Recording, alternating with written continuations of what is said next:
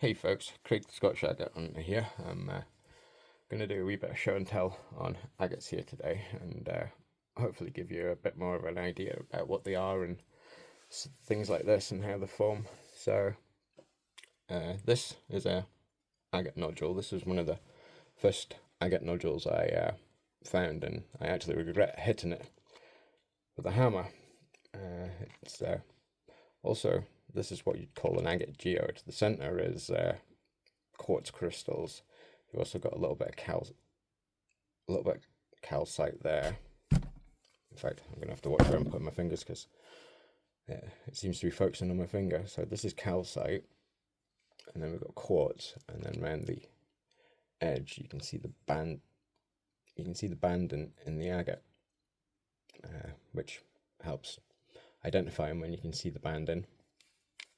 So not all nodules look the same. This is a Montrose blue on the outside, so it's quite dark. This is also an agate nodule, but looks very different on the outside. And this one is a fortification agate with waterline agate at the bottom. So, I mean, this is just beautiful. I'll see if I can get the fine band in there. And then turn it around, I'll get the eye.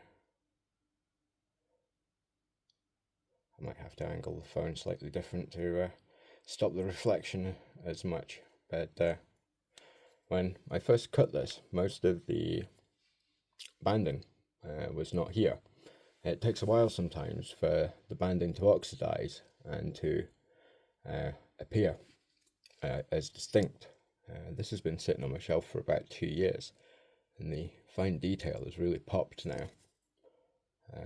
And I've left a fingerprint on there.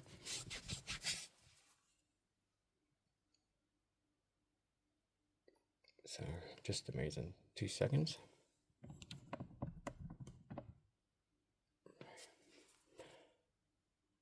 That's better. Not getting so much reflection there.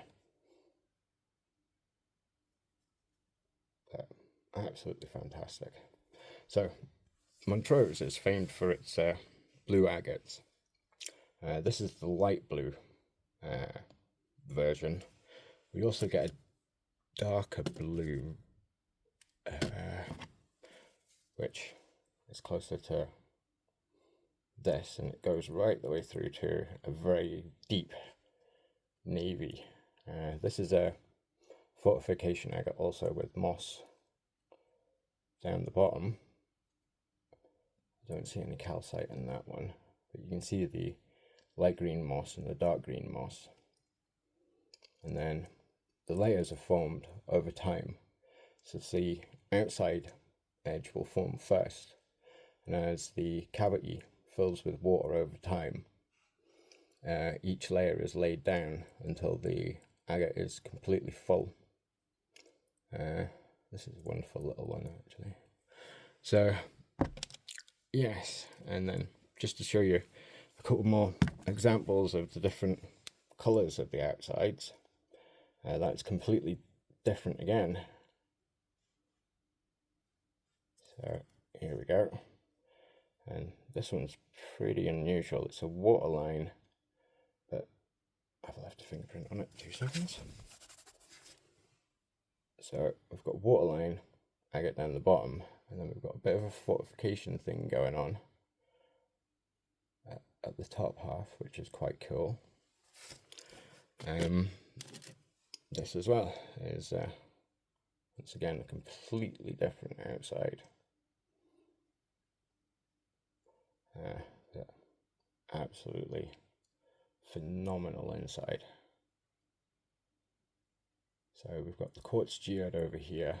We've got moss agate down the bottom. This might be a little bit of calcite in there, and then we've got the fortification banding. So it'll form from the outside, going into the center, and then the geode part of that will have filled. Once again, you've got the light. Oops. Let's get the focus back. got the light green and the dark green and the moss, plus some little fragments of agate. So I better stop this for now, and I will catch up with you later. Thank you for watching. If you're not following me, you should be, and wishing you a Merry Christmas.